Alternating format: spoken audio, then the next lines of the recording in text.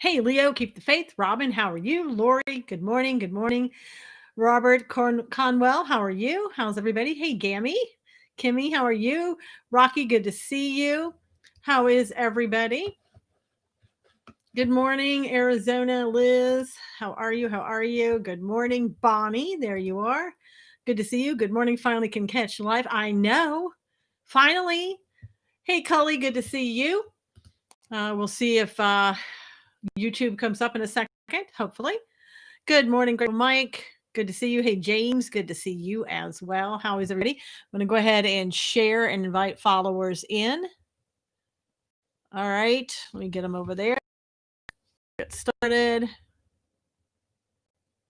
Good to see everybody. It's a little chilly Monday morning. I don't know about where you are. It's a little chilly here. And by chilly, I mean chilly. It's supposed to be in the 70s later today. I guess shouldn't complain. Hey, Lisa, good to see you. Hi to everybody coming in. Hey, Miriam, good morning on YouTube there. YouTube's always slow to come up. I have no idea what it is. Good morning, Judy. Good to see you. All right, one more place. I'm trying on my Facebook page, but of course, Facebook. Good, beautiful morning to you, Susan, and everyone. Thank you, Sissy. Good to see you. All right, we're getting our water line replaced right now. Yard is a mess. Oh my gosh. Pray for you, Robin, that you get that all taken care of. How is everybody? All right, let me first go ahead and read a little bit of Psalm 16, and then we'll get started. Preserve me, O God, for you, and for in you I put my trust. O my soul, you have said to the Lord, you are my Lord. My goodness is nothing apart from you. As for the saints who are on the earth, they are the excellent ones, in whom is all my delight. Their sorrows shall be multiplied who hasten after another God. Their drink offerings of blood I will not offer, nor take up the names on my lips. O Lord, you are the portion of my inheritance and my cup. You maintain my lot. Amen. Amen. Hey, John Mott. Hey, Helen. Good morning. Good morning, Sherry. Good to see you. Good to see everybody. Just a little reminder before we get started. My ears are not like yours. Available over on Amazon.com. Again, my ears are not like yours. It's a positive message for children ages 4 to 11 years old. And it's a great last minute Christmas gift, stocking stuffer, for Hanukkah gift, any holiday, birthdays, or just because you want to say, I love you. So please check that out. Also, you can see behind me a little bit. There you go. Those are the last two remaining Christmas wreaths I have. There you go. I think everybody can see them on Periscope and on the other platforms. And you can check those out. I just realized, Robin said, great book worth buying for any children in your family. Thank you, Robin. Hey, Clara. I just realized, and I should have told you this earlier, that on Etsy, if you want to buy one of these wreaths or anything else, they have it now where you can make like 4 installments. And don't quote me on this, but I don't think they charge you interest at all. So that's pretty good. They've never offered something like that before. So instead of having to pay one big amount or whatever, you can make 4 installments. You would just go to etsy.com/shop/The Spirited Crafter. And that's who I am. Again, it's etsy.com/shop/The Spirited Crafter. And you can find those 2 wreaths there if you're interested in getting those. Hey, Paula. Hey, Cheryl. Good morning. All right. We have a lot to talk about this morning. This I think is so cool. And it's something that, I don't know. It reminds me, hey, Barbara, it's like a message from God. And people would probably, could laugh at that. I don't know. But let me just show you what I'm talking about. This is set to happen. This is a rare Christmas star that's going to be happening on December the 21st, when Jupiter and Saturn will appear closer to one another than they have in 8 centuries. So this happens like once every 800 years. And this is almost like, the Star of Bethlehem. They call it the Christmas star. Taking the time to look for these planets over the coming nights is worth it. You can watch the planets move, which is super cool. You're saying your son's birthday, Judy said, cool. So I think this is wonderful. I think, again, it's something, good news rather than bad news of stuff that's coming. And so, check that out. Make sure that you see that, because you're not going to be able to see that for a long, long time. Now, I also wanted to let you know, in case you didn't get to hear it, and I'll go ahead and put this over here for you on the restream, and everybody else can look it up. This is JD Farag. He gave a that's another sign. I know, Miriam, it's true. JD Farag gave a great message this weekend. And let me just take this off here. It is basically called The Great Setup, is the title of it. It's his Bible prophecy called The Great Setup. If you go to jdfarag.org, you can see it there. Hey, Daniel. Or you can go just to YouTube and look up JD, F-A-R-A-G, JD Farag. Hey, Lee. It's a message about why everything is being closed down, what's happening, what it all means. It's very, very informative. So if you would like to see that, please go there and check it out. And again, you can also see it at jdfarag.org. He had to get his own website because of the fact that YouTube keeps taking things down, as we know. And so this way, he prevents that from happening ever again, which is really good.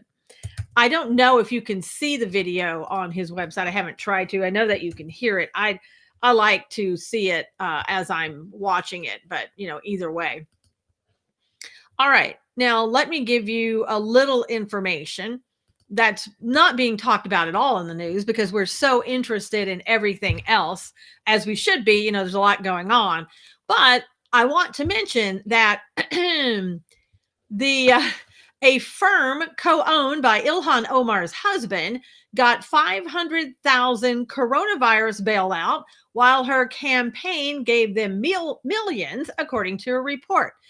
So a company that was owned by her husband, let's keep it all in the family, received hundreds of thousands of dollars in coronavirus bailout money, while the freshman lawmaker's campaign paid his company millions of dollars.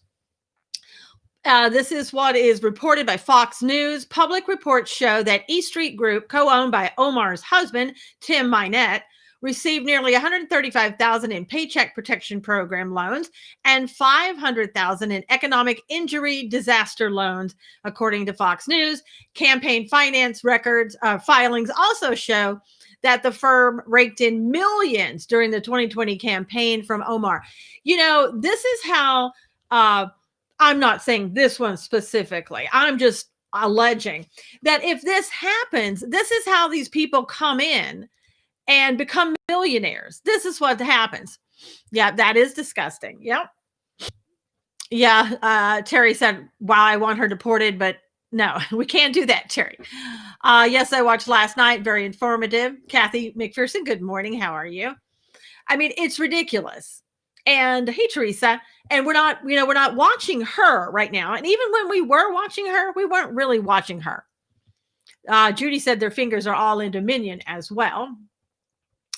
Well, whose fingers aren't in Dominion? That's what I want to know. I want somebody to check out Dominion and see what's going on. But it seems like the FBI, the DOJ have other things to do. I'm not sure what they're doing, but it certainly doesn't seem like they're looking into anything of importance these days. And it seems like people like Ilhan Omar, I don't know, could just be me. It seems that she gets a pass on just about every single thing that's alleged against her. No one seems to do anything about this corruption. It's a mystery. I know, because it's a mystery, right? Nobody's doing anything about it. At least from what we've seen publicly, it doesn't seem to be. All right. Here's some other news. An Oregon doctor who discouraged face wearings at a Stop the Steal rally has had his license revoked.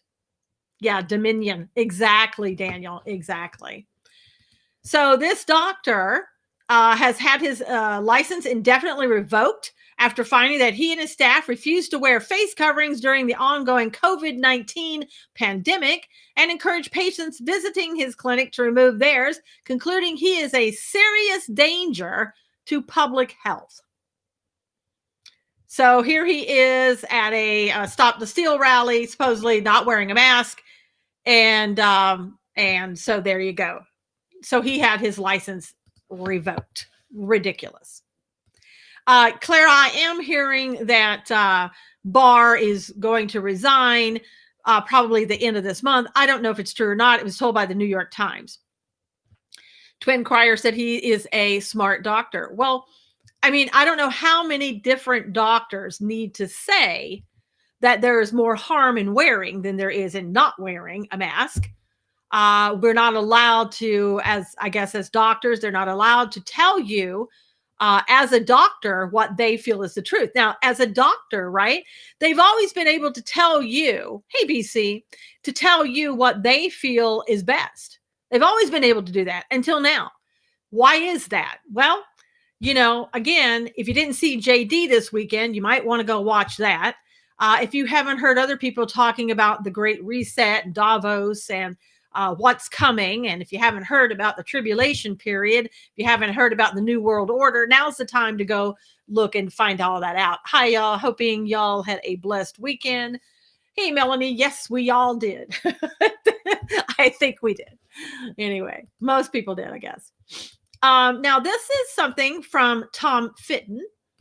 And of course, Tom Fitton now will someday, I'm sure, be deemed a quack or somebody that you can't trust. But of course, that's not true. Tom Fitton is from Judicial Watch, very reliable individual. And this is what he had put out in a tweet. Chairman of Smartmatic is to become the president of George Soros's Open Society Foundations. What a surprise. Didn't see that coming, right? I'm sure there's absolutely no connection between him and what happened with the election and the fact that Soros always wants to overthrow countries, especially countries like America. You want, let's say, not overthrow, but take them down. How's that? Is that better? I don't even know what to say about this. Again, you look at all this. Marion said, not only are doctors telling the truth about the mask, but how are the vaccine? Yeah, about the vaccines. It's all evil. Yeah, and those same doctors are going to be thrown out that are telling you about the vaccine, what's in them, what you should look out for, et cetera, et cetera. This is how Omar got reelected. Exactly, Judy. 5 of my family members got the virus, very mild cold symptoms. Yep. You're wearing my favorite color and it looks fabulous on you. Thank you, Kathy. And that's the thing. Rudy Giuliani was tested positive for COVID. And apparently he said he's getting care. Others are saying he's in the hospital. I don't know that he is in the hospital. That's Soros' reason for his disgusting existence. That's right, Clara. He's done that to several other countries. And the United States is probably like the creme de la creme, what he really wants to do. So as we sit and pretend that nothing is happening and it all was fair and all that, Soros breaks the banking systems, Rocky said. We just go along and pretend that nothing is happening, nothing to see here, and that you should just accept things as they are because nothing is as it seems, right? So therefore, you should just look at everything as, oh, well, so that it's weird and highly implausible and all that. It's still okay. Now, Rudy said, thank you to all my friends and followers for all the prayers and kind wishes. I'm getting great care and feeling good, recovering quickly and keeping up with everything. And so now in Arizona, they're, closing down anywhere that he might have touched or been because of, he had COVID and all these other people came with him and, oh my God, that type of thing. Sissy said, my skin crawls every time I hear the name Soros. Well, it should, Sissy, for good reason. Good morning, Debbie. How are you? It's pretty pathetic stuff that we're seeing and having to live through, right? And seeing all of this. It's just crazy. Let's see. Mark Levin. This was really good. Mark Levin, I guess, spoke last night and said, You can't say we'll fight them next time. There will be no next time. This has to be the time. And, what he said right there is basically, what the Republicans used to say under Obama. Rudy's son confirmed to be hospitalized. Okay, feeling fine, good, still working. He's going to be fine. But every time the Republicans under Obama would go, oh, this isn't the time. We'll get them next time. We'll wait. And there was never a next time. So Mark is right. There's never a next time. He talked about some of the things. He had a guest on who talked about what happened during the election. He said, Trump improved his national performance over 20% since last election. No president has ever lost when this occurs. He did well with everyone, blacks, Hispanics, women, even the suburban women that they kept trying to say, oh, he's doing horribly with them. Biden, just oddly enough, only seemed to do better in swing states and not throughout the whole country. Just the swing states, the one that actually needed to win. The guy talked about also that polling metrics were all for Donald Trump. And he means all metrics were wrong for the first time and at the same time as all others, if that were to hold true. Some things that the polling metrics, what they look at for the polls to see who's going to win, it just so happened that if you looked at it, this suburban housewife voted for Trump, twin said, if you looked at it, at all the polling metrics, then it would mean, oh, you are so welcome, Rocky. Thanks, Susan, for hooking me up with Pastor Jack Hibbs. Pastor Jack Hibbs is so great. He was off the charts again this weekend, too. So if you look at all metrics, and if they all went for Joe, it meant that all the metrics were wrong for the first time ever. And at the same time, all the metrics were the same as all others. Everything was wrong, right? It's just crazy. The comparison of counties won and lost is astounding, Judy said. It's all, you can't believe any of it. I mean, really, if you're looking at it as a rational human being, and if what we're being told is true, you would have to be living in a bubble, and that bubble in a cave, for you to believe what has supposedly taken place. Now, vote ballots accumulated and tabulated ridiculous numbers of anomalies, low ballot rejection rates for absentee ballots. They said some of the swing state county rejection rates were close to zero. Hey, Danielle, and that's never happened. Given the increase in absentee balloting, implausible that the figure would be as low as it was. So again, as we're looking at this, we're told to just go on. Nothing's happening. Everything's fine. It's crazy. Melanie, that wreath is these two on here that you see. Those are the last remaining two. And I told you at the beginning where you could go if you were interested in getting them, and that there are also installment payments available if you want to buy them. So just after the show, just go and listen to the replay. Robin said, we all knew what happened the day after the election. Yep. And here's another thing. There was a Georgia press conference this morning. They are going to recertify all the votes. They're saying that the suitcases, that the mystery suitcases under the table was really no mystery at all. That they had put the boxes, they had put them all in suitcases, all these ballots in suitcases, because they thought they were going to go home early. And then there's a phone call. He said, you can see on the video where the manager is told, nope, you're not going home early. You got to stay there. And so after they had told everybody they were going home early, and then they were told they weren't going home early, they went and got the suitcases out from underneath the table. But those are supposed to be just legitimate ballots that were put in suitcases to be counted later. Danielle said, bull. And they talked about all the disinformation from the Trump administration, how horrible that was. He also said that no one recounted anything 9 to 10 times, because if they had done that, it would have shown up in the hand count. Then why were some sent and not others? Claire, they're saying that people were told to go home, but nobody was kept out. They could have come back in. It was like the phone call was received after the Republicans were told to go home. And then they just went ahead and started recounting, and that's all that happened. The vote needs to be redone in person, ID required and monitored closely, Kathy said. Yep. It remains against the law to count without monitors present. Yeah, likely story, Clara said.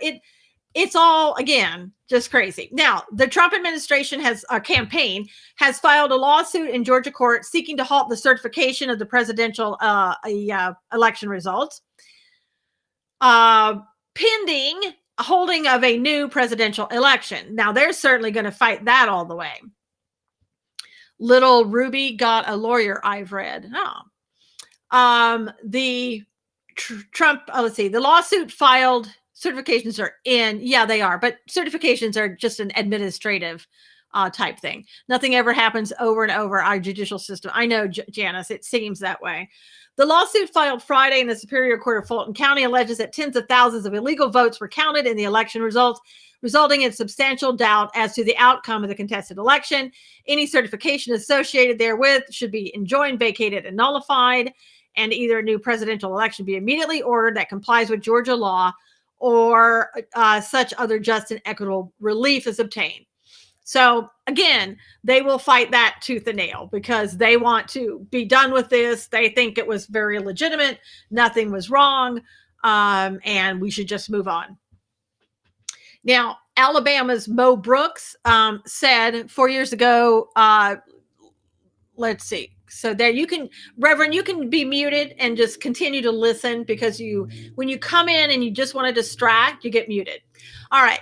So Alabama's Mo Brooks said, I'm absolutely convinced that this is the largest voter fraud and election theft in American history. I will object to the Electoral College vote and certification in the House to protect our republic from the Socialist Democrat takeover. Watch my fiery interview on Newsmax. And in Pennsylvania, Supreme Court Justice Samuel Alito has ordered Pennsylvania officials to respond to a legal challenge. They're going to be having to do that like a day early. The challenge came from GOP Representative Mike Kelly concerning the results of the November 3rd election. Kelly's attempting to have the court eliminate all mail-in ballots in Pennsylvania. He's arguing that the way the system worked in the state on election day was unconstitutional and would have required a constitutional amendment to authorize the system. Now, I think, one of the things they said about California, that it was done unconstitutionally, that they had just mail-in votes. I don't know if there's any way, and it probably wouldn't matter in California because it's California, but if it were a state that mattered, right? I think it should be challenged here, even though the result came after the fact. If something was done unconstitutionally on the day of the election, I think that should be challenged. But again, it's California. California, pretty sure, didn't go all red. I think they had a pretty good turnout. Pennsylvania would be going to Supreme Court for the verdict, BC said. It's very possible. Alito is listening to it right now. So, all right. So here is a tweet. Let me put this up for you.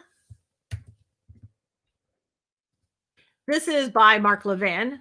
All Brooks needs is a signature of a senator. He should have at least about a dozen who will sign on. Well, should, Brian, right? But all the senators are kind of hiding because, they're just worried about their careers. They're not worried about you and me. They never have been. Mark Levin said, and so the endless surmising goes on. But why would Alito and or the court take up the Pennsylvania matter at all if the intention is simply to quickly deep six it? I make no predictions, but it's a very solid and substantive case, regardless of what the court may do. Number two, it raises serious constitutional issues. It is not a fraud case. Michigan has people who want the legislators to decertify, Paula said. Yeah, I'm not sure what's going on. It kind of goes like a ping pong ball over there in Michigan. I don't know if they will get their way on that. I'm not sure why they, signed on and, allowed it to be certified in the first place. But, again, things are just happening so quickly. It's just crazy. Let's see where we are time-wise. Okay. Now, I'm liking this person. I believe she is a journalist with Newsmax, Emerald Robinson. And here's her predictions. We are going to find out soon that Dominion voting machines were hooked up to the internet. We're going to find out soon that Dominion is owned by the Chinese. We're going to find out that white hat hackers watched it all. I think all states need the same election laws. Well, yes, Judy, especially, I agree with you, especially when it comes to a federal election. It should have been that way. Let's see. Miriam said lies are their tactics. Our Constitution is being dismantled, and we need to stand against this. All of it, COVID and election fraud. Hey, Sally. I've heard people saying votes in all states should be looked at. Can't find corruption otherwise. Well, Metal, it would be great. I don't know that they'll do that. I don't know if the court will order that. I read that man in red in Georgia is spokesman for Senate candidate Warnock, linked to Stacey Abrams. Oh my gosh. Let's see. Hey, Bruce, good day to you. Have an audit firm manage the national elections, chain of custody, police guard the ballots, James said. This is about election integrity. It really doesn't matter how you feel about President Trump. Exactly, Helen. The Republican electors will save the day. Let's hope so, Rue. Too much to explain, but I'll try to find the video. Perfectly explained. Yeah, I've seen that too. Can you guys see me that aren't on D Live? Terry, I can... I'm getting D Live right here, and some people, I can see it on Restream. It all comes up. If you're on YouTube, I think you're able to see this on D Live as well. If so, howdy. Hey, howdy, Terry. Good to see you.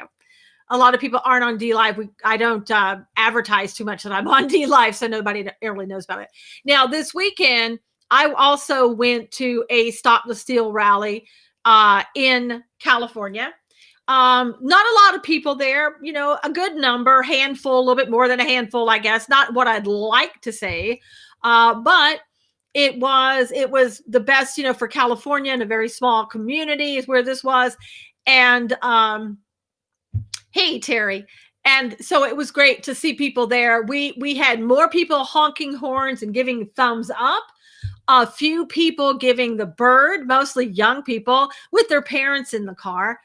So that's always cute to see how parents are raising their children. But it was a very positive event. People just aren't buying that the election went to a guy who had maybe 3 people show up at his rallies. So, that's difficult. Now, I wanted to ask you guys, Terry is saying, hi, Rue. I wanted to ask you guys this question. But first, let me go ahead and share. We're at the halfway. We're close enough to the halfway. And share. All right. Thank you, Judy. Hold on one second.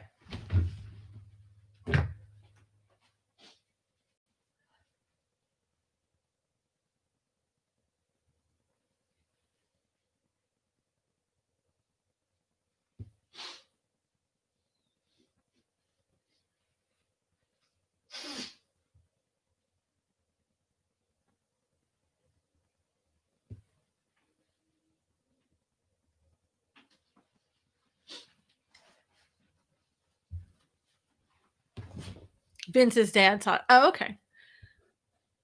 You got to look at the wreaths while I was gone. What a great day to fight for freedom and liberty. Every day is Redeemed Patriot. Okay, so I wanted to ask you guys. Seems parents don't raise their children. Children raise themselves. Yep. Hey, Loretta, good to see you. What? We talked about this kind of the other day. Should you be doing something to prepare? Susan, when POTUS signed the EO in 2018 regarding foreign and domestic election interference, will that have any effect on the lawsuits being filed? C.W. Dean, I think at the very end, if he's going to do something, he will bring that up, and he will also have to probably enact the Insurrection Act. Hey, good morning, Nick. Good to see you. Feral children. Yes, Rocky. That's a good explanation. Okay, so is there anything that you're supposed to do? Does the Bible tell you should be prepping and preparing and doing all of these different things? Give me your thoughts on that, please. We talked about this a little bit, just the other day. Your thoughts, though.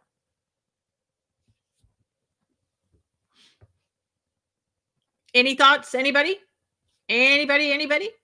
No thoughts? We shouldn't. It's a uniparty all in this together. Bonnie said, yes, absolutely. Always be prepared in good or bad times. Rocky said, should we be bringing food and hoarding food? We are prepared and have been for quite a while. Robin said, the parable of the virgin seemed to say, be prepared. Twin Crier said,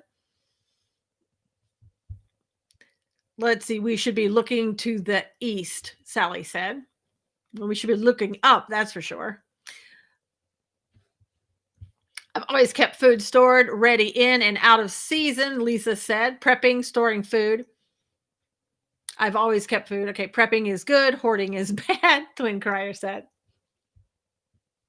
We have thinking of it, if we're gone, someone else could use it. There you go. Yes, prepare. We need to be the salt of the world. Speaking truth, Helen said. Beautiful red and white flower display. Amazing. Just getting here. Hey, Christine, thank you so much. I'm prepping food and med supply just because we don't know what we'll go through until. Terry said, always prepared. C.W. Dean said, yes, preparing is very important, and I believe that's biblical as well. I think we should do our part, and God will do the rest. Look at Noah's story. He prepared. What again is the Insurrection Act, or however you spell it, Carol Williams said. Using Patriot Supply to get my preparedness needs. Stephanie prepares a lot. Look up to the sky religiously. Yes. Let me hold on. I'll give you a good definition. The Insurrection Act is an act of 1807. It's a federal law that empowers the President of the United States to deploy U.S. military and federalized National Guard troops with the United States in particular circumstances. Basically, what it would allow him to do, such as suppress civil disorder, insurrection, and rebellion. If he is saying that we have an election that is a fraudulent election, and we need to have, let's say, military tribunals to look into this and all of that, and he basically would put, it's martial law, really. It stops everything, and allows him to be able to sort of stop everything until the fraud situation is figured out.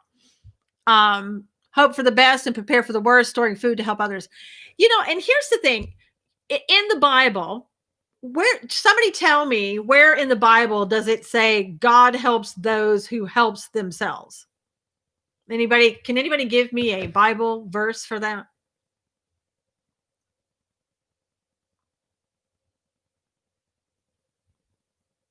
Correct. It doesn't. It doesn't say that. Read the word and pray and let your light shine. Be filled with the Spirit. Be prepared. The signs are upon us, Miriam says. Yep, it doesn't. Pat of cakes. Nope, it's not in there. So, and I think you've all given very good reasons why, we should be preparing. But if you're looking at a strict use of the Bible, that's not the Bible. Sounds like Benjamin Franklin would say, yeah, it's not in the Bible. People think it's in the Bible, though. So if God says, have faith and rely on me, be dependent upon me. Good morning, Gina.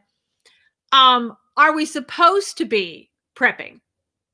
If you're supposed to have faith that God will give you what you need, and that God will, supply all that you need, God will take care of you. Does the little bird, right? Does the little bird worry about where its next meal is going to come from? Are you supposed to worry about where your next meal comes from? He feeds the birds. That's right, Sally. So I'm just bringing up something for you to think about. I'm not saying one way or the other, giving you something to think about. Where the Bible says, be dependent upon God, have faith in God, have faith in God that God will take care of you, that God will provide. Are we then, are we supposed to go out?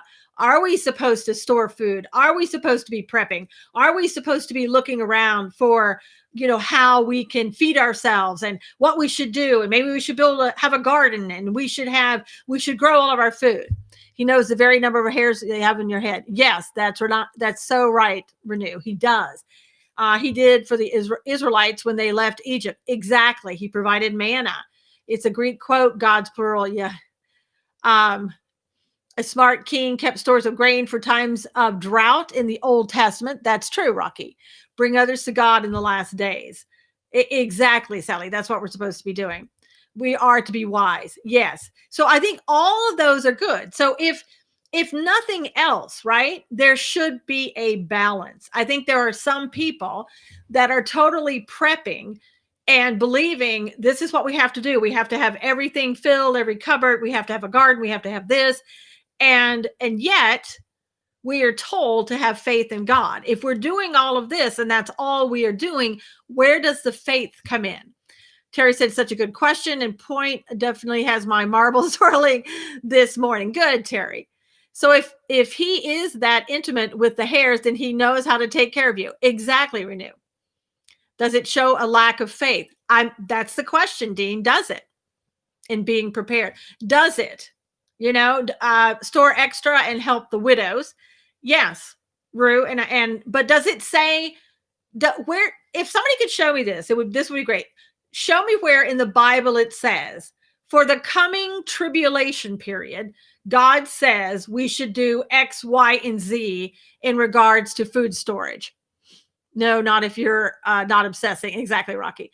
I think in my situation, it's always a good idea to maybe have at least a couple of weeks worth of food and water on hand for yourself and your family. Just like when there's a hurricane, Carol was saying, I have faith for myself and my family, but what about those who are not believers? True, Metal. And maybe those people are the ones we should be talking to bring them in to the faith before it's too late. There are verses that are very good examples of preparations, like with Joseph, where they stored for 7 years for famine ahead of 7 years. And then there's passages like with Moses, where God gave them manna. So, people can go back and forth with it all day long, but that doesn't mean we shouldn't prepare. And Kathy, like I said, does anybody see where it says before the tribulation period, you should be doing X, Y, and Z? And maybe that's something where people can go to the Bible today and look and see if you can find that. Renew said, but remember how the disciples were challenged to feed the multitude and Jesus blessed the 2 loaves.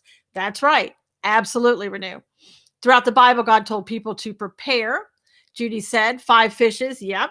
Let's see.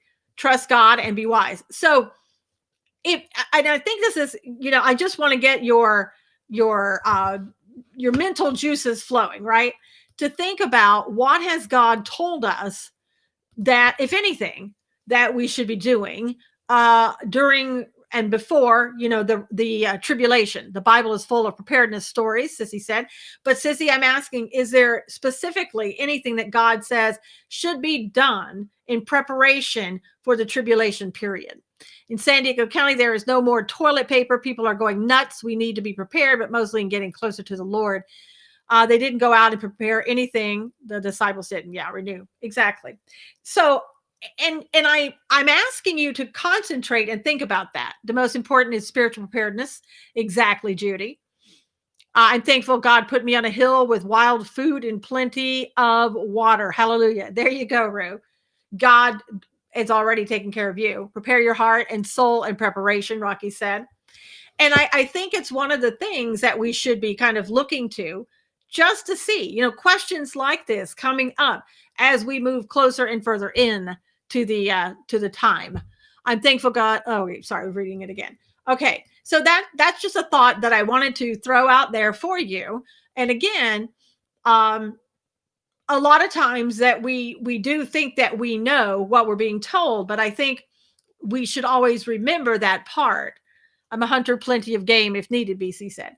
Yeah, remember the part of God will provide for you. God said, have faith in him that he will provide for you, that you should be anxious for nothing. Yeah, good food for thought. There you go. And I always lose people when I start talking about God. I watch the numbers just, it's like, no, you're talking about God again. Please don't talk about God. I don't know why that is. The question is, what did God say to you about what's to come, and act accordingly? Yeah, but Renew.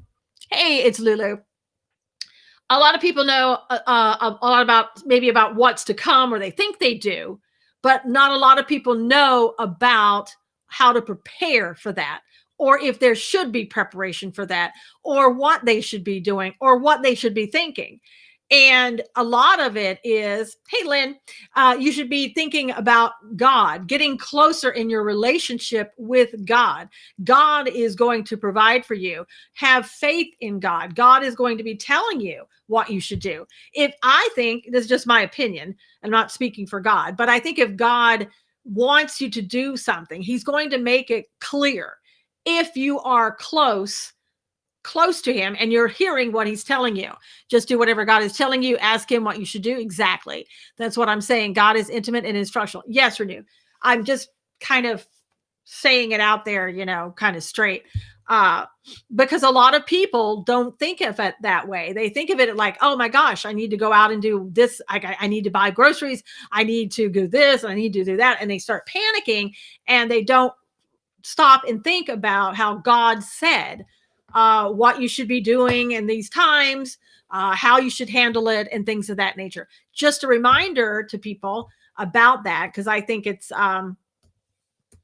good for all of us to remember that, as time gets further on. Now, I want you to see this. This is a sheriff who is in Riverside County. I don't know if you got to see this or not, but I want to bring this up. Now, the people who are on Periscope, unfortunately, will not be able to hear this, and I'll have to be quiet for a minute or two until this is over.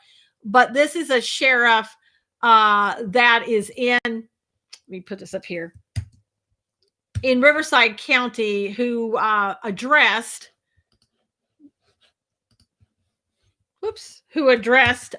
Gavin Newsom. So let me bring this up for you. And if I can get this going, I'll let you hear it. And here's the audio. All right. Remember, the people on Periscope won't be able to see it, and I won't be able to talk to you during this, but I want everybody to hear this. Okay, here we go. I'll have to start it over. Hold on one second. All right. This is Sheriff Chad Bianco. So enjoy this. I hope you can hear it. Let me know if you can hear it over here on, okay. Whoops. Hi, baby.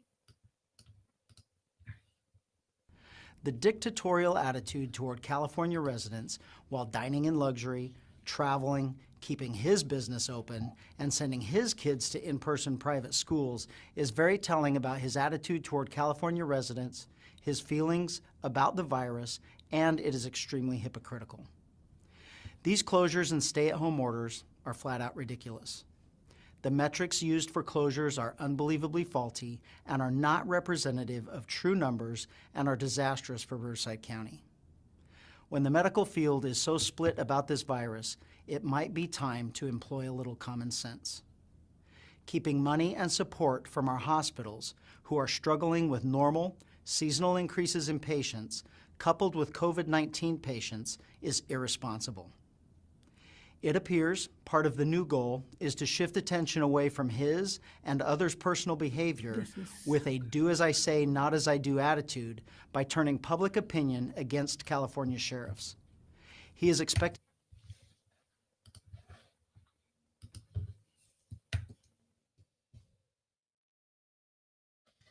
All right, so that was just so good. Basically, he's saying this is stupid. This is stupid that the governor is doing this.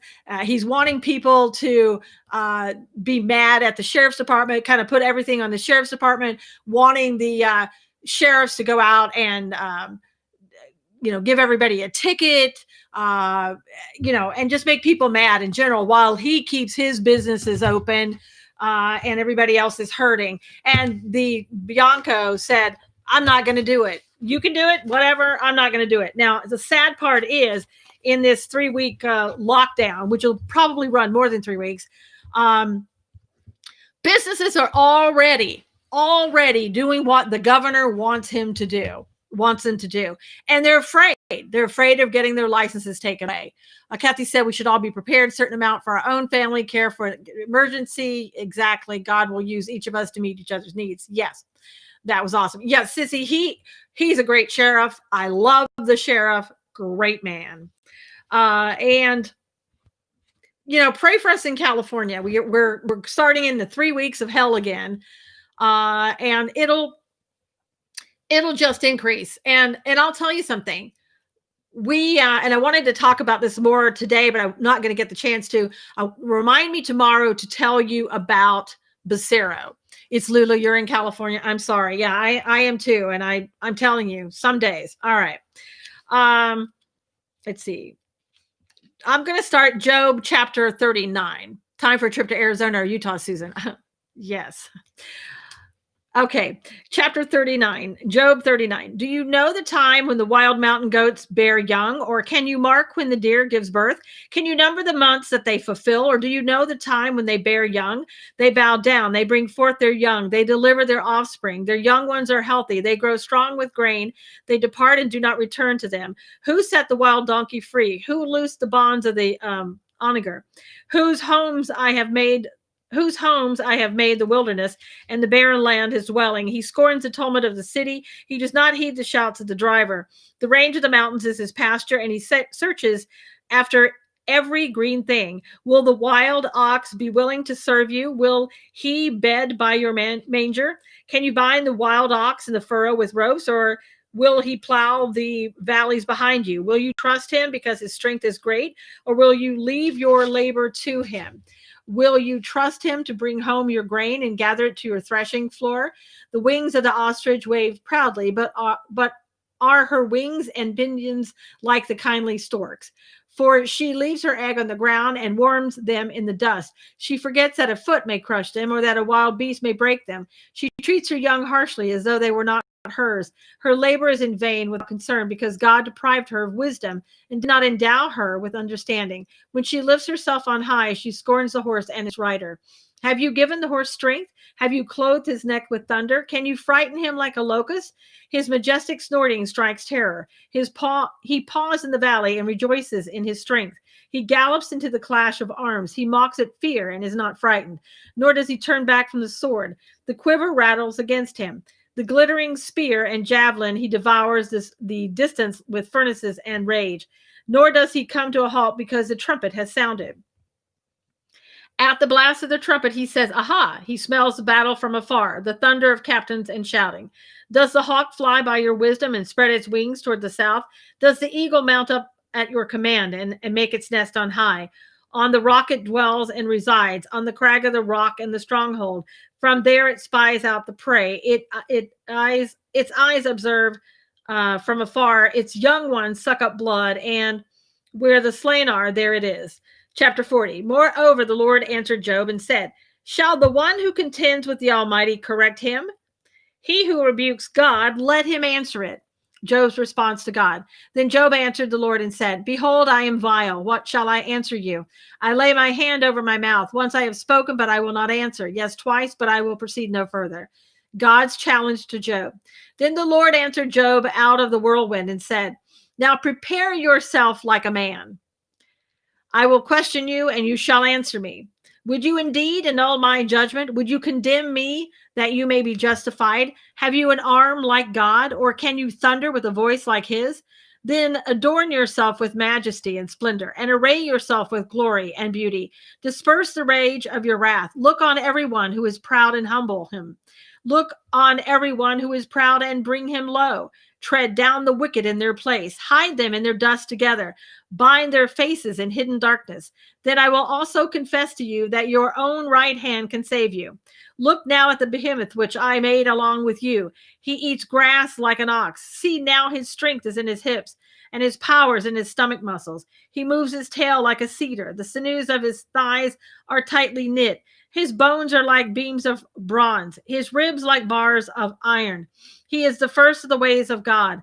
Only he who made him can bring near his sword. Surely the mountains yield food for him, and all the beasts of the field play there.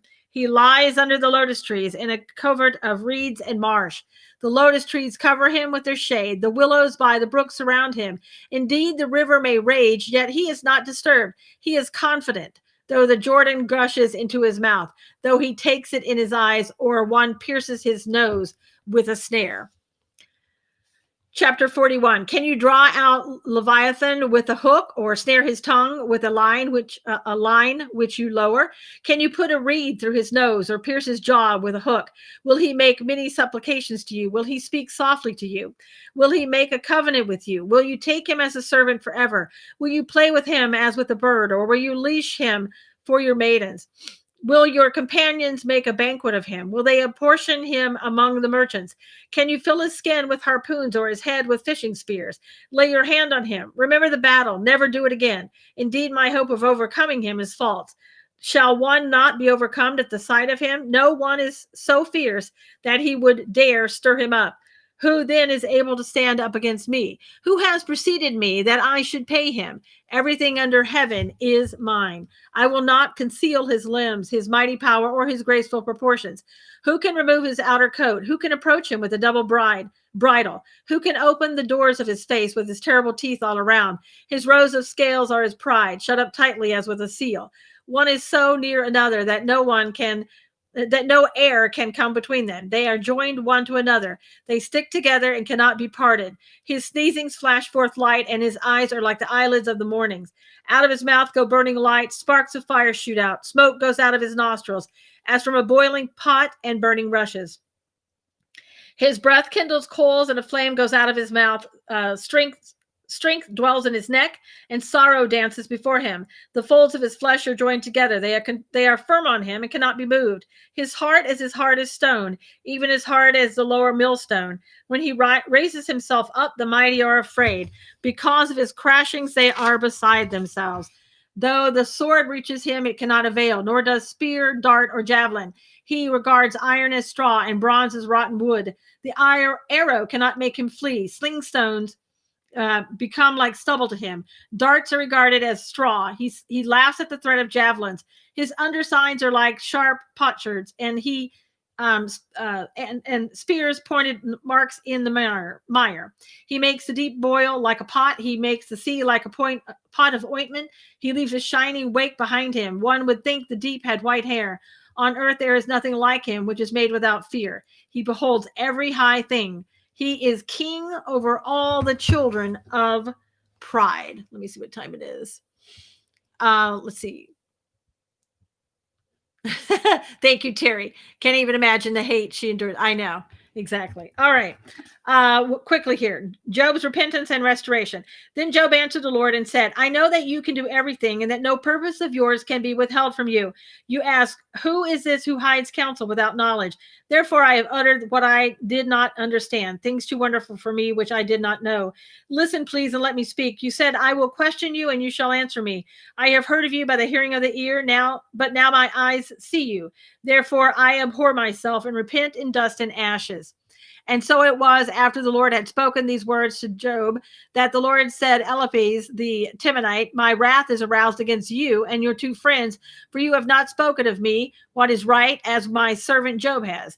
Now, therefore, take for yourselves 7 bulls and 7 rams. Go to my servant Job, and offer up yourselves a burnt offering, and my servant Job shall pray for you. For I will accept them, lest I deal with you according to your folly, because you have not spoken of me what is right, as my servant Job has. So Eliphaz the Temanite, and Bildad the Shuhite, and Zophar the Neamite went and did as the Lord commanded them, for the Lord had accepted Job. And the Lord restored Job's losses when he prayed for his friends. Indeed, the Lord gave Job twice as much as he had before. Then all his brothers and sisters and all of those who had been acquaintances before came to him and ate food with him in his house, and they consoled him and comforted him for all the adversity that the Lord had brought against him. Each one gave him a piece of silver and each a ring of gold. Now the Lord blessed the latter days of Job more than his beginning, for he had 14,000 sheep, 6,000 camels, 1,000 yoke of oxen, and 1,000 female donkeys. He also had 7 sons and 3 daughters, and he called the name of the first Jemimah, the second Keziah, and the name of the third Karen Hepek. In all the land were found no women so beautiful as the daughters of Job, and their daughter gave them an inheritance among their brothers. After this, Job lived 140 years and saw his children and grandchildren for 4 generations. So Job died old and full of days. Please answer me, did Job prepare for all of this?